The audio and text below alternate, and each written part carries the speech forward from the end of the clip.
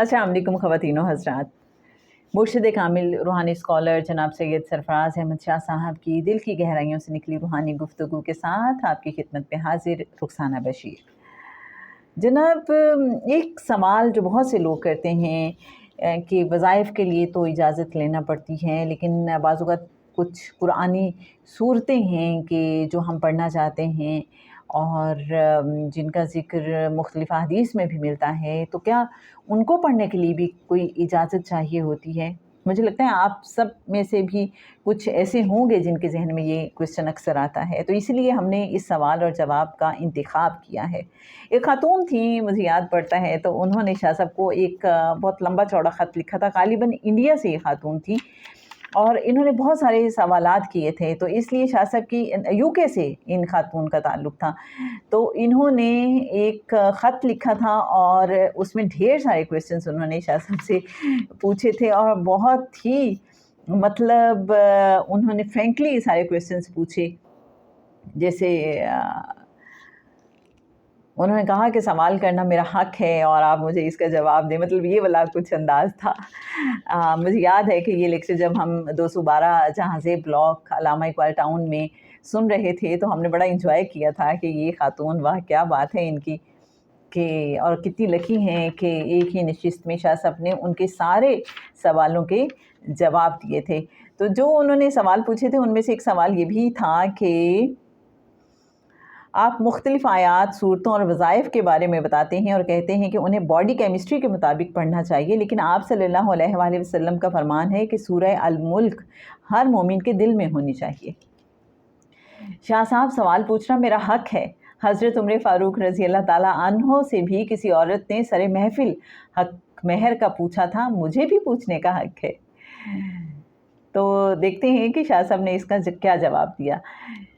مرشد کامل روحانی اسکالر جناب سید سرفراز احمد شاہ صاحب نے اس کے جواب میں فرمایا کہ بی بی یہ بات سمجھ لیجئے کہ آپ صلی اللہ علیہ وآلہ وسلم کا مقام رب کے بعد سب سے بڑا ہے. کوئی کم بخت اور بد نصیب ہی ہوگا جو اپنی آواز کو آپ صلی اللہ علیہ وآلہ وسلم کی آواز سے بلند کرے گا. آپ صلی اللہ علیہ وآلہ وسلم نے جو فرما دیا اس کی تقلید نہ صرف ہم سب پر فرض ہے بلکہ وہ حرف آخر ہے. وہ وظائف، تسبیحات، آیات اور صورتیں جنہیں پڑھنے کی تلقین آپ صلی اللہ علیہ وآلہ وسلم نے فرمائی انہیں ضرور پڑھنا چاہیے. سورہ الملک بھی ان میں سے ایک ہے. آپ صلی اللہ علیہ وآلہ وسلم نے فرمایا کہ سورہ الملک ہر مومن کے دل میں ہونی چاہیے. یہ بی بی صاحبہ آپ نے بتایا ہے، لیکن میرے علم کی حد تک یہ فرمان آپ صلی اللہ علیہ وآلہ وسلم کا سورہ یاسین کے بارے میں ہے. سورہ الملک کے بارے میں مجھے علم نہیں. جو چیز دل میں ہوتی ہے وہ کبھی دھیان سے اوجھل نہیں ہوتی. انسان اسے کبھی نہیں بھولتا اور جسے وہ بھولتا نہیں اس پر عمل کرتا ہے. اس میں کوئی شک نہیں کہ قرآن پاک پڑھنا باعث رحمت و برکت ہے. قرآن پاک پر عمل کرنا باعث نجات ہے. ہم نجات کی راہ پر کیوں نہ چلیں؟ ہم سورہ الملک پڑھیں، پھر اس کو سمجھیں اور اس پر عمل کر لیں. سوال کرنا نہ صرف آپ کا بلکہ ہر شخص کا حق ہے. کوئی شخص اگر سر راہ روک کر بھی مجھ سے سوال کرے تو میں کوشش کروں گا کہ اس کا جواب دوں.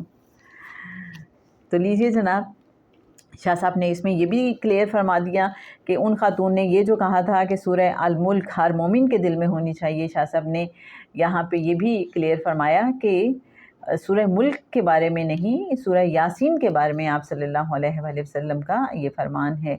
اور شاہ صاحب نے پھر یہ بھی فرما دیا کہ سورہ الملک کو نہ صرف ہم پڑھیں بلکہ اس کو سمجھیں بھی، اس پہ عمل بھی کریں، اور جن صورتوں کے بارے میں، جن وظائف و تسبیحات کے بارے میں آپ صلی اللہ علیہ وآلہ وسلم نے کچھ بھی فرما دیا ہے اور ان کو پڑھنے کا حکم فرمایا ہے، تو اس سے تو آگے کوئی بات ہے ہی نہیں.